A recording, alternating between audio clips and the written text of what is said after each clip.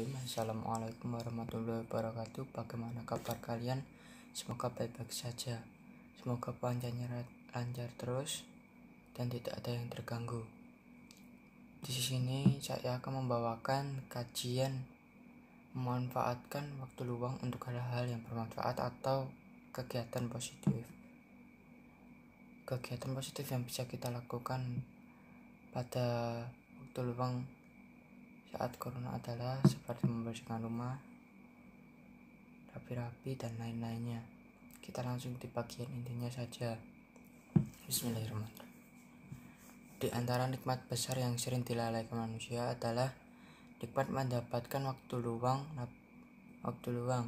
Nabi Shallallahu Alaihi Wasallam bersabda, nikmata nikbunun fihima kasirun minan sohatu wal farahu, yang artinya ada dua nikmat yang banyak membuat manusia tertipu, yaitu nikmat sehat dan nikmat waktu luang.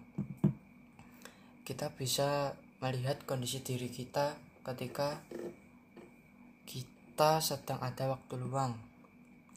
Kita justru menghabiskan waktu tersebut untuk hal-hal yang tidak ada manfaatnya, baik manfaat untuk kehidupan di dunia, lebih-lebih manfaat untuk kehidupan kita di akhirat kelak.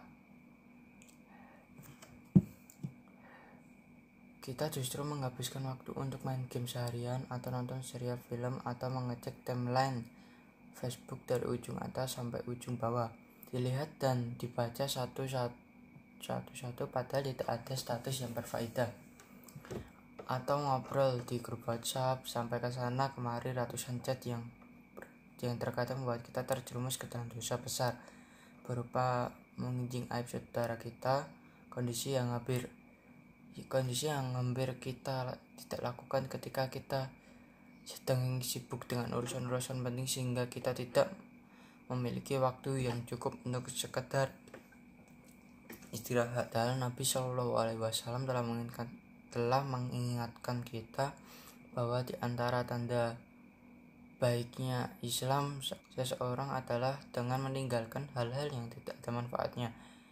Diriwayatkan dari sahabat Abu Hurairah radhiyallahu anhu, dan Nabi Shallallahu Alaihi Wasallam bersabda, min husni islamil mar'i tarkumu ma ayaknihi, yang artinya di antara tanda kebaikan Islam seorang meninggalkan hal-hal yang tidak bermanfaat. Oleh karena itu, manfaatkanlah waktu untuk hal-hal yang bermanfaat. Demikian juga semua nikmat Allah Ta'ala yang lainnya. Jika tidak ada, bisa jadi Allah Ta'ala justru akan menguji kita dengan berbagai hal yang membahayakan diri kita sendiri.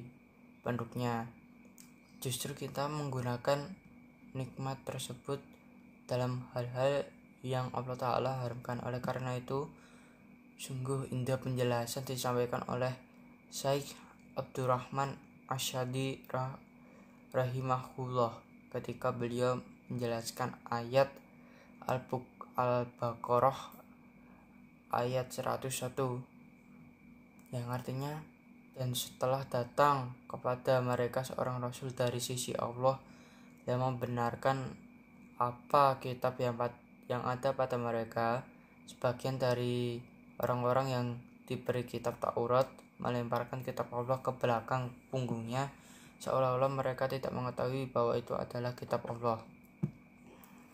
Ketika Rasul datang kepada mereka yang membawa kitab yang membenarkan apa yang ada pada mereka justru mengingkarinya, bukan bersyukur dan beriman atas nikmat tersebut, seolah-olah mereka tidak mengetahui padahal mereka mengetahui kebenarannya. Syekh Abdurrahman Asyidi rahimahullah berkata, yang artinya, termasuk di antara keajaiban takdir dan hikmah ilahiyah adalah barang siapa yang meninggalkan hal-hal yang bermanfaat bagi dirinya padahal memungkinkan baginya untuk meraihnya, namun dia tidak mau berusaha meraihnya, maka dia akan mendapat ujian dengan disibukkan dalam hal-hal yang membahayakan dirinya. Barang siapa yang meninggalkan ibadah kepada Allah, maka dia akan mendapat ujian berupa beribadah kepada berhala. Barang siapa meninggalkan rasa cinta kepada Allah, takut dan berharap kepadanya, maka dia akan mendapat ujian dengan mencintai, takut dan berharap kepada selain Allah. Barang siapa yang tidak membelanjakan hartanya dalam ketaatan kepada Allah, maka dia akan membelanjakan dalam ketaatan kepada setan. Barang siapa meninggalkan ketundukan kepada Allah, dia akan mendapat ujian dengan tunduk kepada hambanya. Dan barang siapa yang meninggalkan kebenaran, dia akan mendapat ujian dengan terjerumus dalam kebatilan. Segini saja yang bisa saya sampaikan. Semoga bermanfaat. Wassalamualaikum warahmatullahi wabarakatuh.